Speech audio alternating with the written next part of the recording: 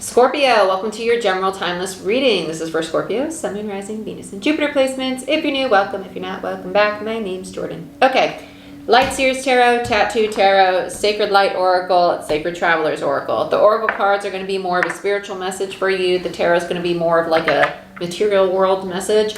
So let's see what we got for you, my dear Scorpio.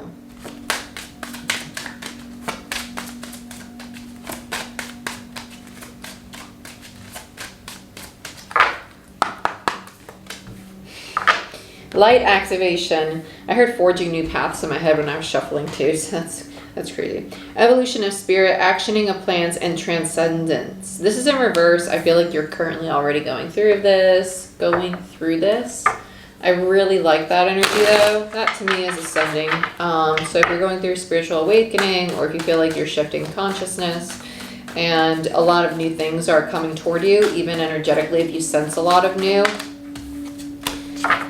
this is your confirmation of that. Follow your bliss. Navigating by the stars. I almost said activating by the stars. Sorry. Navigating by the stars. I like this a lot. This is almost like light codes, like downloads coming in. So if you're really into the whole zenning out, like meditation, breath work to raise your frequency, manifestation, cleansing yourself with like a lot of clean water and a lot of fruit, vegetables, things of that nature to really clean out your chakra system throughout an ascension, that this is a great time to do that. And this message is definitely for you, right? Follow your bliss. This is because you're coming into such like divine alignment. It's allowing you to see what really calls to you, what you really want, what you really crave. Okay. Let's see what's going on for you, Scorpio.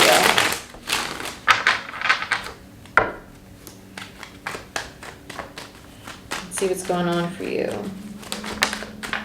We have the Six of Pentacles in reverse. The Lovers.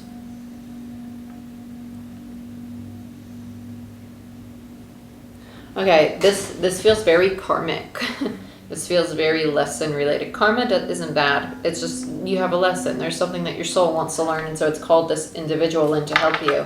And it's about the give and take in the relationship. I feel like this is mirrored. I don't think one person gives more or receives more. I feel like at times one is indulging way too much and one's not indulging enough. And I feel like this flip-flops a lot. So that's why I say like it doesn't feel like it's a true imbalance. It feels like both people need to counteract each other's energy in a more balanced way instead of like excess, nothing. Excess, nothing, right? Get on the same page.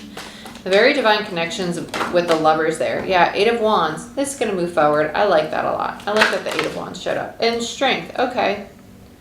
I like this. Let's get two more. No, let's do one more. Let's do one more. There it is. Seven of Swords. In reverse. Bottom of the deck is the High Priestess. Okay. Yeah, these two people are going to heal this together. They are.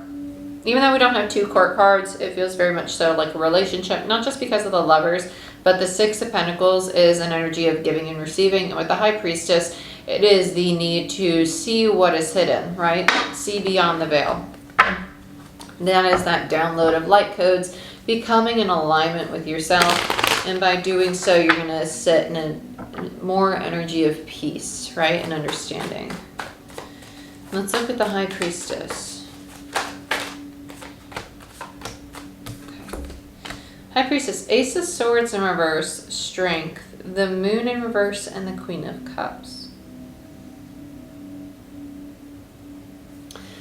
It's having the courage and the compassion to address the things that you know are there but you don't want to see, that aren't true, but you might live by because it's easier than living in your truth. So if you get really defensive or really reactive right away, it might be easier than being vulnerable, right? And easier is kind of relative. It's really just a perspective. And so it's making the conscious choice to address these things and see them and stop hiding from them, right? Because you know how to nurture it. You know how to overcome it. You're being very supported in doing so. There's no need to be cold, right? Because the High Priestess is the Empress gone cold to me. It is a Queen of Cups, basically, that doesn't want to be vulnerable. Underneath that High Priestess was the Queen of Cups in reverse. I keep wanting to say Empress, which is really strange. So So maybe it will come out this reading. Let's look at these Six of Pentacles for Scorpio. This is Taurus energy. That's North Node, South Node vibes going on there, because those are our current nodes. So we have the Chariot in reverse, Temperance in reverse, and the Knight of Swords in reverse. I'm not getting what I expect, so I'm going to run from this. I don't want to fix it. I don't want to create balance or be vulnerable, right? It's just running away from what is actually meant for you. I had a similar message with one of the other zodiac signs. I forget, I think it was one of the air signs, of the thought process of, oh, this is hard, so it must not be for me. And that's not the case. It's hard because it's challenging you to heal. It's challenging you to evolve. Let's look at the Lovers.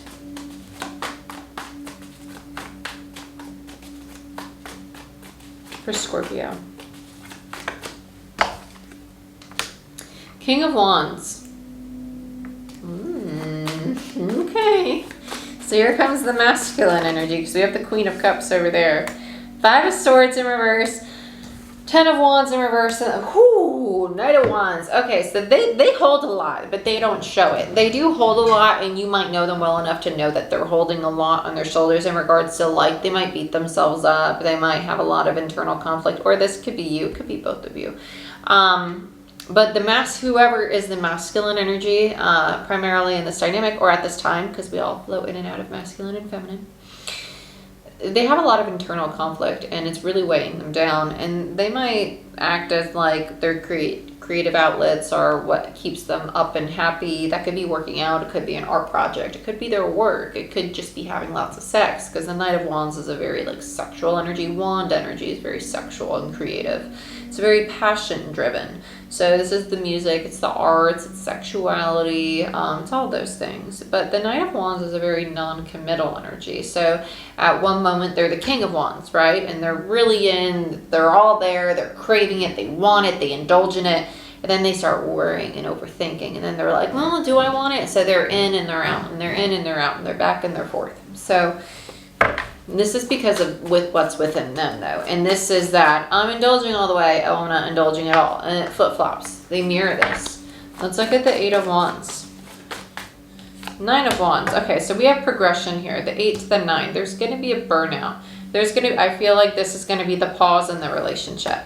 It's going to go to this place of we've moved really, really fast, and I don't think we should move forward anymore. Let's take a break. This could be a literal break of you taking time apart, or it could just be you slowing down and understanding that there's no need to continue forcing this to go forward so quickly, because that might be rooted in codependency or fears of abandonment and whatnot. So we have a 3 to the 5, so there's a 2 of Wands present. So you've actually been really waiting for this opportunity for a long time to have a relationship like this with somebody. But with the 5 of Wands there, power struggles are coming up because the relationship is very divinely guided with the star, and it's challenging both of you to really look at yourselves. But instead of looking at self, there's a lot of just disconnecting and retracting into oneself and not really looking at oneself, because it's rooted in the 5 of Pentacles, the fear of abandonment and rejection. And there's the Empress. They need to be receptive, nurturing, and loving towards self and other for both people. Let's look at strength. Page of Swords. Oh, I love this. I love this so much.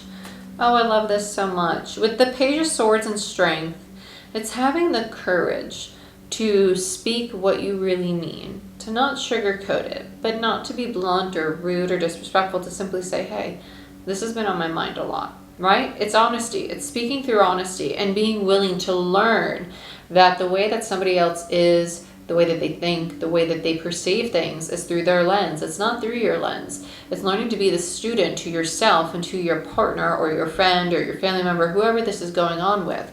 Learning to understand that they don't see everything or hear everything or respond to everything emotionally the same way that you do, because you didn't grow up the exact same way, with the exact same mind, heart, and spirit. And that's okay. You're learning to see everybody as something to understand and learn, because it's going to open you up and allow you to not be so reactive. So let's look at the 7 of Swords. Ace of Wands in reverse, the Sun in reverse, and the 3 of Swords. Yeah, between the 7 and the 3 is the 4 of Swords in reverse. So there is a second chance to really, okay, so The sun has a lot of meanings right here. Just holding it, like that's what just made me want to put my hand to my head. The sun is a higher state of consciousness, but it's also oppression. It's also this need to understand that you are capable and you have the energy to actually deal with this hurt, this pain within yourself. You don't need to find that externally.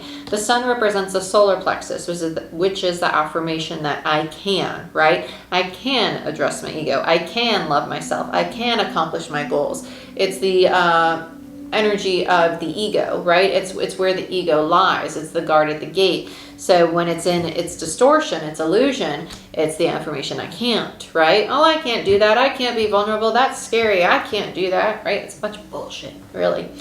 It's limiting beliefs. So allow yourself to ascend beyond that state of consciousness to one of the higher self versus the ego, right? Allow your soul energy to come through the sacral, the confident, ambitious energy, the solar plexus, so you can grow and evolve. The sacral is like what I said about the wands over here. Okay.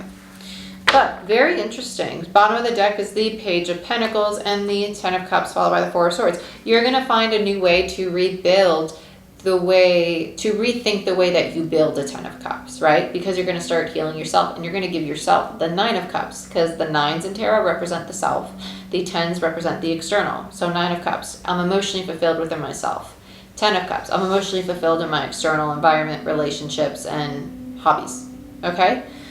Cool.